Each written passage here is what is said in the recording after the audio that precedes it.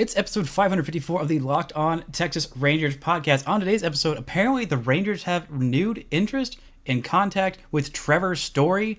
There might be a coach's son that is leaking information on Twitter, and the Rangers had their first spring training game. All that and more coming up on this episode of Locked On Rangers. Let's get into it.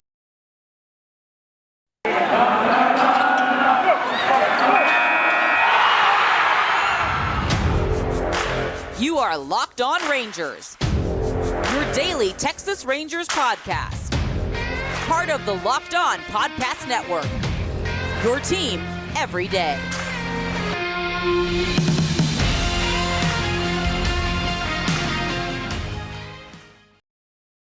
You are Locked On to Texas Rangers. I'm your host, Brice Paterik. Joining me today is the one, the only, the great Rylan Stiles, host of Locked On Royals, to talk about the surprise showdown, the great Cactus League rivals of the Texas Rangers, the Kansas City Royals. How you doing, buddy?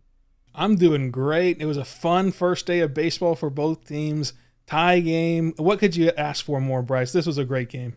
You know what? You can't ask for more. You can ask for some drama. This is going to be a great, literally middle of the night episode that we're recording. There's a whole bunch of drama that went down. But first, I want to thank you guys so much for making Locked On Rangers your very first listen every single day. If you're not already, go ahead and follow me on Twitter at Brice Paterik. Follow the show at Locked On Rangers and subscribe on YouTube, where we are, if we haven't already, we are just about to hit 600 subscribers on YouTube. Very excited. Also, go follow Rylan on Twitter at Rylan_Stiles. And if you want your hit of Royals information, go subscribe to Locked On Royals on YouTube as well. He is there.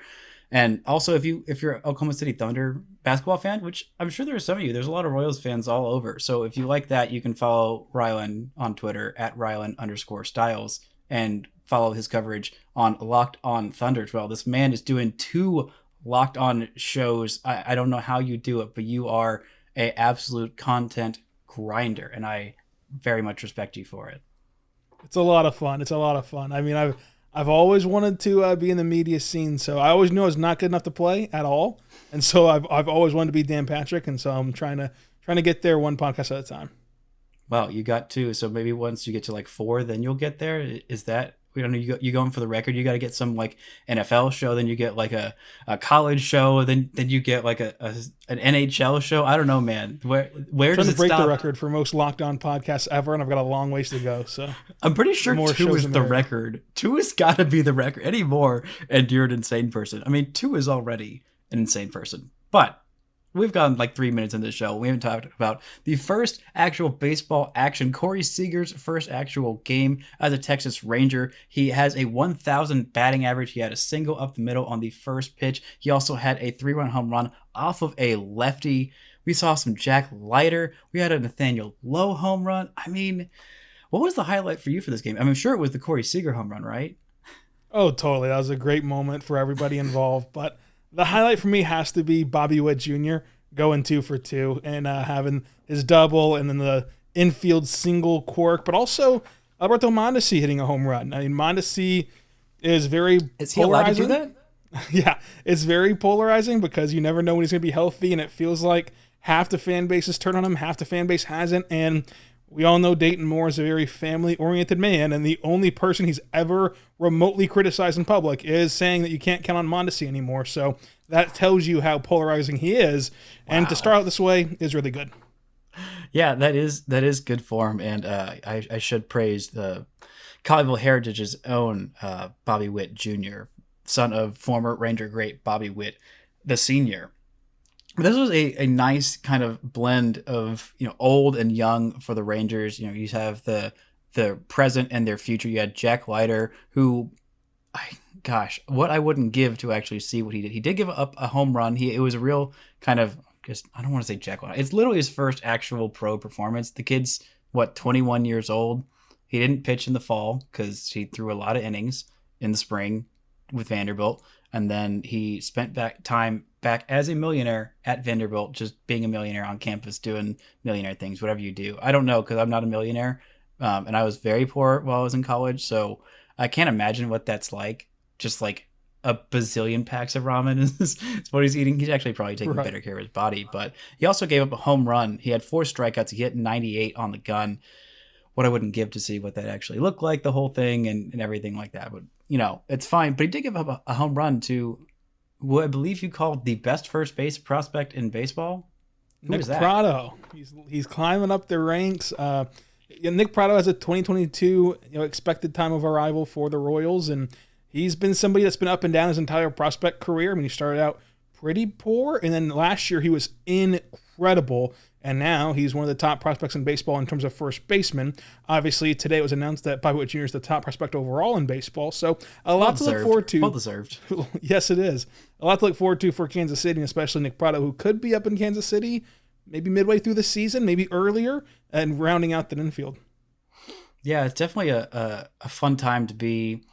I feel like both our teams have been in the dumpster pretty much for the last couple of years, which obviously, but they're really on the come up at kind of the same time. I think that the Royals, I don't know, they both did it in kind of different ways. The Royals have had more top tier prospects, it feels like, that are on the cusp. There's no Bobby Witt Jr. in the Ranger system. As much as I like it, as much as I will defend it, and as much as it's improved from years past, and I really do like Josh Young, but Bobby Witt Jr. is a heck of a prospect. The Rangers spent a whole bunch of money, and it seems like I was really frustrated by the Zack Greinke deal. I mean, I was happy for you, but he was a guy who I wanted the Rangers. The Rangers I thought needed one more rotation arm, but I'm glad if he couldn't go to the Rangers that he could go back home where he won a Cy Young, right? He did? Yep. That was okay. Just making sure I'm not fabricating that in my mind. But Zack Greinke is on a 1-year deal. Is this I'm going to do 1 year and then I'm going to call it quits kind of a deal, do you think? Or is it I want to see how things are here. It looks like this might be a good situation for me. Yeah, it's interesting because if you followed Zack Greinke's career, you know that you cannot take his media sessions for being anything because he loves joking with the media. But before the media even asked him a question, he said this is not a retirement tour. This is not his last year. Obviously strange things can happen in your career. You could get hurt or whatever, but this is not planning to be his last year. And that this was his number one destination that he wanted to go to. He wanted to get back in Kansas City. The Royals have talked to him many times over these last years to get this to happen. And so from the Royals' perspective, it's very interesting because Zack Greinke's not really one that you would imagine will take guys under his wing. However, when you sign up to play for the Royals in this current state and with the young pitching prospects, I mean, all of their top guys in their system are pitching prospects, save for Bobby Witt Jr., and Jimmy Melendez, and Nick Prado. You have Brady Singer, you have Jackson Coar, you have Daniel Lynch, you have all these guys to where Zach's going to have to show these guys how to be professional MLB pitchers and how to grow. And so that seems like a challenge he's invested in. So it'll be interesting to see this kind of new wave of his career and how much longer he can go. Will he be a part of this team next year and the year after whenever they think that they can break through and be a playoff team in these expanded playoffs? We'll have to see about that. But he says this is no Coach K retirement tour, so we'll see how much that goes. And I will say for Brice, he literally will defend your farm system to the death. He did that this evening in our Lockdown MLB chat on Twitter. So he does get in those group chats on Twitter and defends it even when nobody's watching, and that's the true test of character. Oh, well, I appreciate you defending my honor and me starting fights for multiple reasons with multiple different AL West hosts in the last 2 days. I'm just in a feisty mood. The Rangers start actually doing things and I get real feisty. But there's one more Royals question, this Royals Rangers-y kind of question that I want to ask you, and a deal that made absolutely no sense. Mike Minor, former Ranger great, former top 10, I believe, twice, Cy Young finisher with the Rangers, 2 really good seasons, and had an all-time great moment when he hit 200 strikeouts. There was a whole big deal with it with Boston about dropped a potential foul ball on purpose because Boston was swinging on the first pitch every single time to try and deny him. He was at literally 199K, and they were just being a-holes about it, and a Boston reporter was crying about it, and he said, I can't even remember exactly what he said, like, it still counts, basically, dunked on him. But anyway, that guy is traded. He signed a deal with Kansas City, not last year, right? Was it last year? Literally just 1 year back after winning the World Series with him as a reliever, then coming to the Rangers and being a starter. But how was he last year, and what did you think of the move to trade him to the Reds, which are the most confusing team in baseball right now, if not for the Rockies? Which I think the Reds might have that title, actually. Yeah, the Reds and Rockies, that's an interesting battle that we can talk about of just what those two guys are doing. But for Mike Minor, last year he was good. I enjoyed him in Kansas City with a 5 ERA, and again, a good veteran for these young pitchers trying to make it, and these young pitchers that have had a ton of ups and downs. It's not been roses for Brady Singer or Daniel Lynch or any of these other young pitchers for the Royals. However, this trade did clear up $10 million. You did get Amir Garrett, who goes in the bullpen where the Royals really need help, and it was hopefully, you would imagine was the reason why you got to sign Zack Greinke, because you freed up that $10 million, you reinvest it back into Zack Greinke. So you basically trade Mike Minor for Zack Greinke and Amir Garrett. And in my opinion, with Amir Garrett, while he's no shutdown, lockdown bullpen arm, in the bullpen, he has the same value as Mike Minor while saving you money and while being the only Royals player who's feisty at all. The rest of these Royals are very mellow and kind of calm. Very sometimes Midwest. Yes, Midwest. And sometimes you need a guy to wake you up as a young team and say, look, you guys are actually really good. There's a story about Raul Ibanez doing that same thing for the 2013, 14, 15 Royals of, look, we fear you guys. You guys need to wake up and just go take what's yours. And that's whenever Moustakas and Hosmer and Kane and all these guys realized how good they were, and they were able to have those 2 magical runs in the playoffs. I'm not saying it's going to happen, this year, but Amir Garrett will not let anybody walk all over the Royals, no matter their record, no matter the young players' performances. And I think that can only be a good thing for this locker room that does not have a strong personality in it, and now they do. Plus, you get Zack Greinke in return. So you swap out Minor for Greinke and Garrett. It's a pretty good deal for me for Kansas City. Yeah, I think so. One thing you said that confused me is, the Kansas City Royals have bullpen depth issues, and I'm like, that's something that sounds super foreign to me with how great their bullpen was on those runs. But coming up, we're going to get into the meat of this story of what we're doing this episode for at 2 a.m, and what's going on with the Rangers potentially having some interest in Trevor Story, what the deal is with some leaked info there, all that and more. But first, I'm getting kind of hungry. It is late, and it might be about time for a snack. But I kind of want a candy bar. But shouldn't I reach for something better, Rylan? Is there something better that I could have instead of a candy bar? Absolutely. We're both trying to make better decisions for ourselves. And at 2:30 at night, instead of reaching for that candy bar, let's reach for a Built Bar. Because Built Bars are fantastic protein bars that taste just like a candy bar with 100% real chocolate on the outside and even chocolate on the outside of their new Puffs bars, which is a marshmallowy treat. 100% real chocolate, low calorie, high protein, replaces your candy bar with ease. Most Built Bars have 130 calories, 4 grams of sugar, 4 grams of nut carbs, and 17 grams of protein. Compare that to a candy bar, which is about 240 calories and a dozen net carbs and 30 grams of sugar. They have so many great flavors like mint brownie, coconut almond, and my personal favorite, cookies and cream. Now, I've got to hear, Brice, what is your favorite Built Bar? Cookies and cream is a solid one. Anything the peanut butter brownie, like I'm a sucker for anything that's like peanut butter and chocolate. Like it's just a winning combination, just like Bobby Witt Jr. and Brady Singer are probably going to be for the Royals for years to come. Go check out Built.com. Use the promo code LOCK15. Get 15% off of your next order. Now, let's get into this. This has been a weird night on Twitter.com. It was started by a Twitter account that no longer exists. The Twitter account in question was called MLB Drops. And it's looking like the Rangers have some renewed interest in free agent Trevor Story. Trevor Story is an Arlington native, so the move makes a little bit of sense there. There was always kind of the thought, my initial thought when the Rangers were first going into free agency, there were all these guys. Obviously, Corey Seager was the top of their list, but I thought, the Rangers kind of suck, and he's been on the Dodgers his entire career, so might take more than, the standard crap ton of money that it's going to take to convince this guy, and like a good friendship with Chris Woodward, former Dodgers employee, to convince this guy to sign here. Obviously, it ended up taking, he talked about how it took Marcus Semien signing there first to say, okay, I'm not going in there alone. It's not going to be literally just me. But once that happened, it was like, all right, well, the Rangers have their 2 big signings. They ended up getting Jon Gray. And there was some talk the last couple of days, since the lockout, the obvious thought was, okay, they're going to go hard on Clayton Kershaw. Now they missed out on Clayton Kershaw. Okay, well, there was a little bit more funds left for him, or maybe Seiya Suzuki. They missed out on Seiya Suzuki. Seiya Suzuki goes to the Cubs. So it's like, okay, well, they signed Brad Miller to, I believe, a $10 million deal for the next 2 years, $5 million a year each. And it's like, okay, well, third base is going to be occupied now with Josh Young going down to injury. Josh Young was the Rangers' top third base prospect who was right on the cusp of making the majors. It was looking like, all right, that job is his to take.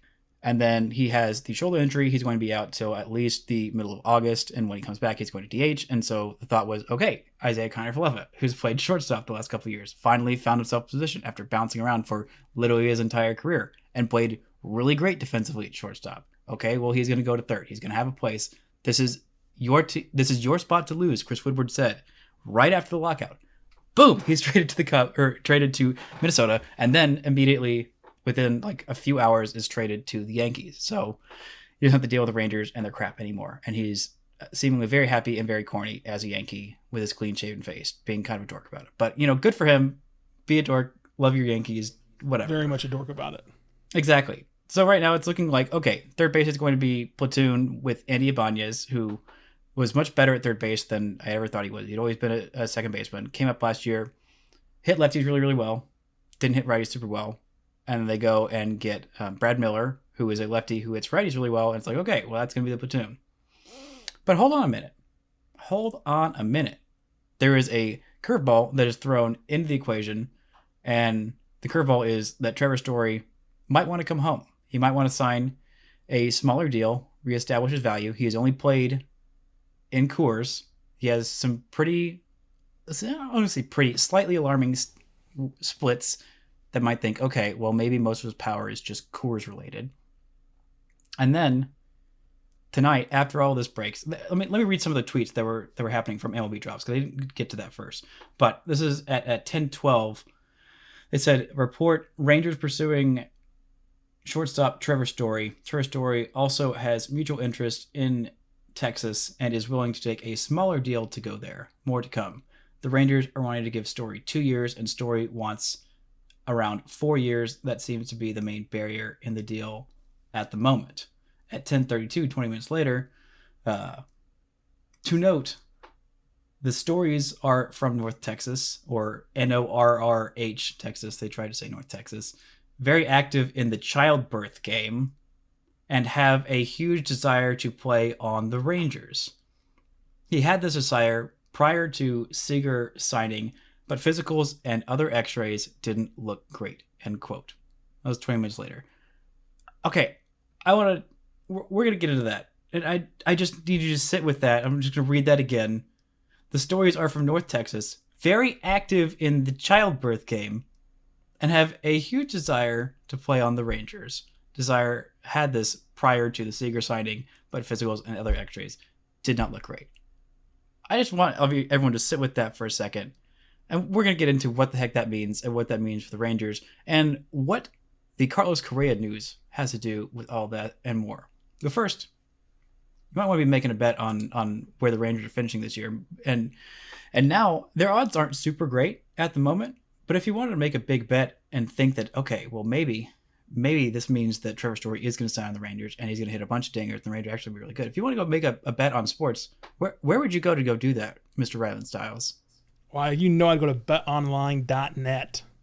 That is the best place for all of your sports betting needs. If you want to make some bets on March Madness, my beloved Texas Tech Red Raiders are advancing. My beloved Alabama is not. So I am deeply upset, but also not upset because my two favorite teams don't have to play each other. So I don't have to freak out about that. So that's a little bit nice, but also sucks because Bama lost in the first round. Anyway, if your team is not losing in the first round and there is a team that you like, you want to bet, go to betonline.net, check out all the odds. It's the best place for all your sports betting needs. Head to the website today or use your mobile device to sign up and learn more about the trends in action.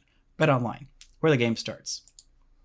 If you're feeling a little uninspired and you're not sure where your free agency destination is going to lead you, I might encourage you to go read a book. Not just any old book. A new book from New York Times bestseller Tim Tebow. That's right. This episode is also brought to you by Mission Possible. Are you ready to discover your purpose and leave an impact wherever you go? Mission Possible, written and read by New York Times bestselling author and athlete Tim Tebow, former Mets prospect Tim Tebow, encourages you to find your inspiration, pursue your purpose, and create a life for yourself that counts. Ignite a new spark in your life through this new inspirational listen. Mission Possible by Tim Tebow is available everywhere audiobooks are sold. Okay, that was the ultimate tease of just reading the most ridiculous thing and then going immediately into an ad break. But I just needed everyone to just sit with that for a moment because I still need to sit with it after seeing it several hours later. first thing I want to get into is how much of this interest do you think is real? It's seeming like Evan Grant of the Dallas Morning News picked it up and said there is a renewed interest. They are talking according to his sources. So this is actually sourced from an actual reporter, not just a random account on Twitter. So how much interest do you think this is, and what other teams do you think are making offers that it is causing this guy, Trevor Story, to look at a team that literally just spent $500 million on 2 star shortstops that I believe are a little bit better than him? Yeah, I think that he's the third of those 2 that the Rangers have already signed. However, when you look at this market, the Twins were in on Story. They just got Correa. The Orioles By the were way, on Story. we haven't said exactly what that is. Let's actually say what the deal is. Sorry to just immediately cut you off right as you're going into it, because we just kind of tease it. In case you haven't heard, because it'll be going up like an hour after it happened, Carlos Correa is now a member of the Minnesota Twins, signed a 3-year deal with opt-outs after the first 2 years, and obviously it ends after the 3rd year. So literally at any point in time after any of the 3 seasons, he can get out of that contract. And I believe it's $35 million a year. So whatever that math is, $105 million. Is that what it is? Yeah. Okay. Yeah, I think it's $105 million, which is the largest contract offered to a free agent in Minnesota Twins history. The highest average annual value for any infield player ever. Literally, I think 500K a year more than. Yeah, that's what it was saying. Yeah. Anyway, but continue. So Trevor Story is basically the lone guy on the market at this point. Right, and you had Semien and Seager gobbled up by the Rangers, and then the Twins were in on Story heavily, and then they just out of nowhere get Correa instead. The Red Sox have been in on Story. We'll see where that lands. We'll see where the Red Sox go from here. The Orioles were pushing heavily for Correa, and now they don't get him. And so if you're Story, would you rather go to a rebuilding Orioles team and be the face of that rebuild as you were in Colorado, or return home, play in Texas on a kind of prove it, bet on yourself deal, and have a shot to compete for the playoff spot in your home city, home state, and live in Texas, which is, I think, a lot better than living in Baltimore in terms of the taxes for these rich MLB players, obviously. But and then other teams, the Yankees have not really shown a willingness to spend for some reason, but they need a shortstop very badly. But they just traded for IKF, who you guys are very familiar with, and with the Rangers. And so you look around, and there's not many teams left out on the market for a shortstop right now, especially paying the premium that Story would want. So if you're not going to get that premium price, why would you settle for a long-term deal with the Orioles whenever you could just go home, play for the Rangers, and show you're still really good away from Coors and be a part of something that could be very special in Texas? And then also the Tigers were on a shortstop all offseason long. They got Javier Baez. So all these little spots that wanted shortstops that look so kind of plentiful are all evaporating very quickly. And so can you work out a Story to Texas deal? I think that might be the second most likely option. I still think that if the Red Sox want him, that'd be a really good spot for him. But the Rangers are right up there to me. Yeah, I think they are. And the draw home didn't work with Clayton Kershaw, which breaks my heart infinitely. But I think, I'm not even going to go there with oh my gosh, can we sign him next year? I'm not going there with that. He might even retire after this year. Might win another ring with the Dodgers and say, all right, I don't want to ruin it by like being a shell of myself with the Rangers, which wouldn't blame him. But Boston has obviously shown a reluctance to pay players what they are worth. Also, they already have one of the best shortstops in baseball in Xander Bogaerts. I'm not exactly sure his contract situation. I think he might have an opt-out either after this year or the next year, so that might be an insurance plan. They also have Xander Bogaerts, who's one of the best third basemen, which is obviously the next position where he would move if he's not playing that shortstop position. I don't think they moved to second base. I can't exactly remember who Boston has at second base, but it is... It was Christian Arroyo, right? Yeah, I think so. Who is, I think, fine. I don't have any thoughts on him at my head in the moment. But at this point, the question is, if he did sign with the Rangers, would he play shortstop or would Corey Seager? Now, obviously, Corey Seager is the big signing, but Seager's defense has kind of fell off ever since he had Tommy John surgery. He is a bigger guy for shortstop. But right now, Trevor Story is a legitimate plus defender at shortstop. He has won a Gold Glove. He is has the movement, has the range. It is legit. Like it is a legit shortstop right there. He is, I believe, 6 foot, so he's not as tall. 6'2", so it's still a little bit bigger for a shortstop, but not 6'5" like Corey Seager. But having that guy there, and I think the lineup construction helps him out a whole lot as well. He is maybe the 4-hole hitter at this point. I think right now the Rangers are looking at it like Corey Seager and or Marcus Semien is going to hit some combination of 1-2 or 2-3. They also have Mitch Garver, who is probably going to be in somewhere between, if not hitting leadoff, which I think I might like him better there because he has more experience there. Corey Seager almost entirely in his career has been a number 2 hitter. Been there. But basically you have Garver, some combination of those three, 1, 2, 3. Then you also have Nathaniel Lowe there, who will probably hit 5th, and Story can bat cleanup. So he's not the only option. He'll also have some protection, who I think Nathaniel Lowe is also due for a much better season than he's had this year. But at this point, I would think that, Corey Seager isn't playing for another contract. It depends on what kind of a guy he is and how much of the negotiating initially of him coming to Texas was based on telling him, hey, you're going to play shortstop. We're going to let you play shortstop. We're going to pay you $325 million. We're not going to not let you play shortstop. That's the whole thing. Obviously, eventually he's going to move off of there. But I think since he's not going to be playing for another contract, and obviously Trevor Story is, if the Rangers let him play his primary defense there, you have a Gold Glover at second base. You have a Gold Glover at shortstop. And I think that at that point, Corey Seager could be Gold Glove caliber at third base. And then you have Nathaniel Lowe, who's kind of, Eric Hosmer-like on defense. But still, the rest of that outfield, or the rest of that infield defense is pretty good. But I'm curious, who's playing third base right now? I guess it's going to be Bobby Witt Jr. is going to be playing third base. And who we were just out about, Mondesi is going to be playing shortstop. So the Royals aren't going to break the bank. Like, I guess they don't normally break the bank, but they're not going to be one of the surprise teams, because John Heyman did say there were 4 teams. I should have started with that probably. There were 4 teams. They were the Giants, Boston, and 2 mystery teams. It seems like mystery team number 1 has revealed himself in the Rangers. But I'm curious, who do you think mystery team number 2 could be? I don't see it being the Royals, because the Royals have that same issue that the Rangers are talking about right now, because you have Nicky Lopez and you have Bobby Witt Jr. and you have Alberto Mondesi and you have Henry Dozier and Whit Merrifield, who you can slide Whit to the outfield very easily. And I know that you might not want to count on Alberto Mondesi to play any game, so why even hold his spot and whenever you can get Trevor Story? But it just doesn't seem like a move the Royals would make, so I would rule out the Royals. But you look at the other mystery teams, and then you start wondering, who is it then? Because if it's not the Royals, and it's for sure not going to be the Twins now. Yep. Could it be the Astros? Could they have known the writing was on the wall earlier this afternoon, and then they kind of had that Heyman, were in there with Heyman about, hey, we're the mystery team on the Astros? And how does Heyman know there's a mystery team? If he knows a team, just say it. Like, I don't get what we're doing with mystery teams here, but that seems like a odd leak to me. But I think that I will shoot down the Astros. I will shoot down the Astros rumor, because if it did come out that the Astros did offer him Carlos Correa, that is, I believe, 5 years, $160 million. And so this is more of a completely bet on yourself. Prove that I can be healthy, prove that I'm still elite, and I can get that 7, 8, 9, 10-year deal that I'm looking for if I'm Carlos Correa.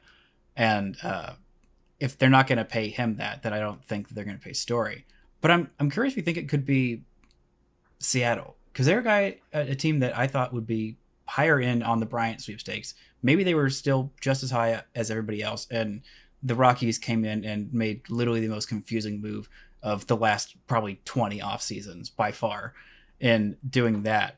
But is there any other logical team that kind of stands out to you, of a team that's like on the verge, wants some big splash, hasn't really made a big splash? Obviously the Mariners did make a big splash in signing for a Cy Young winner, but offensively I think they made a trade for Jesse Winker. But other than that, they could still use probably one more veteran bat that's got some oomph in them. Am I not thinking of anybody in particular? I actually really like that Seattle call, because right now, according to Fangraphs, like they project the lineup to be in the infield: Crawford at short, Suarez at third, Frazier at second. I mean, you can do a lot better than that for a team trying to break their playoff drought, as much as they are. a mystery team. I mean, what if just the Rockies go crazy and like they sign Chris Bryant first and then like, let's go ahead and bring back Story. I think that there's like been burned bridges there from Story's perspective where he probably wouldn't want to go back to the Rockies, but they're having a terribly weird offseason. Now the Marlins have said that they're going to spend money. Now this could be a cover up from I know. But whenever Derek Jeter left out the door, he said that it was because they weren't spending money. And then Bruce Sherman, their owner, just had a grandstanding with the media like, oh, we're going to spend this offseason. And now Castellanos is gone, who was a very easy option for them to go pick up. He's gone. And you have Schwarber gone, and you have Correa gone, and you have all these free agents gone to where if you're going to scream at the hilltops, you're going to spend money for your franchise. You got to actually do it. You don't have anyone else to spend money on besides Story at this point. Hey, former All-Star Brock Holt is still out there. That's true. But I wouldn't call a press conference to go say we're going to spend money and then go sign Brock Holt. It's just not what I would do personally. Personally, I don't think that'd be a great idea. As much as not to trash on Brock Holt, who did have a -4 last year, but it was very fun, very good online, which is not something that I expected from him. I didn't expect to like him as much as I did. Same with Charlie Culberson as well, who is back with the Rangers on a minor league deal. But this is some really interesting stuff. I think if I were to have my dream scenario, which I didn't even, I've shot it down literally. There have been so many people on YouTube that have been commenting like, yeah, no, now they're going to go get Trevor Story. Now they're going to get Trevor Story for the last like 3 months. And I'm like, what are you talking about? No, they're not going to get Trevor Story. And then the Rangers are like, not so fast. But in my ideal world, if they did get Trevor Story, which I'd have a whole nother, emergency podcast for that. 7 like emergency podcasts for that on the same day. But in my dream world, I would probably put Trevor Story playing shortstop.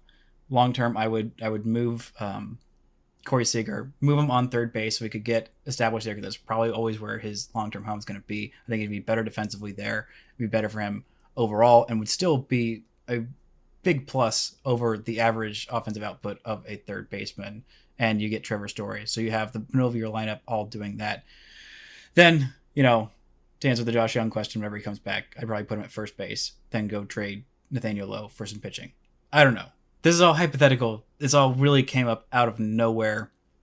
And by the way, I don't even think I got into saying exactly what it was, but it turns out the account that was linking all these things, we had a screenshot of Joseph Hires, who was one half of MLB Drops, Tim Hires, who is the Rangers' new hitting coach. Can't believe I saved this for the very end, but I really hope that all of you stuck out through the end, because this is the most wild part. But Timothy Hires is a former Boston hitting coach who the Rangers signed this offseason.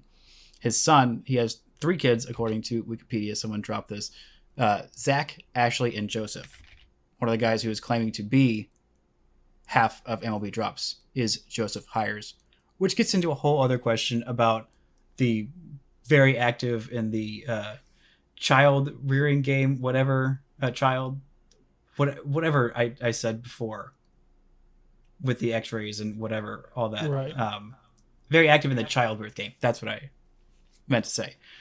But that raises some other questions that I'm going to get into next week, because that's a whole other bag of worms. But it's looking like we actually finally know where those are coming from. They did break the news of a couple of different signings, including Brad Miller before anybody else, and I believe they broke the